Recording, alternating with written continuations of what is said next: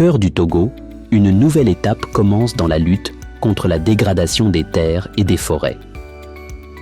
Le 24 avril 2025, la deuxième phase du projet Forests for Future est officiellement lancée à Lomé, à l'initiative de la GIZ, en présence de toutes les parties prenantes.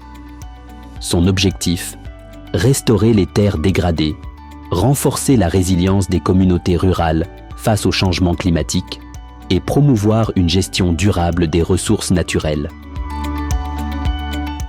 La pertinence de ce projet est d'autant plus évidente qu'il est mis en œuvre dans un contexte togolais marqué par les nouvelles réformes dans le secteur forestier et une forte considération de la résilience des communautés face aux efforts du changement climatique.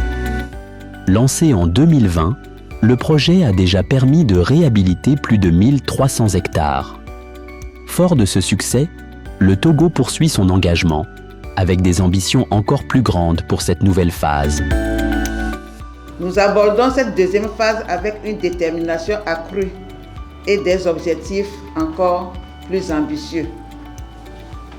Après 5 ans de mise en œuvre, le projet a enregistré des résultats encourageants et concrets. Le projet s'inscrit dans une coopération renforcée entre le Togo, l'Allemagne et le Luxembourg.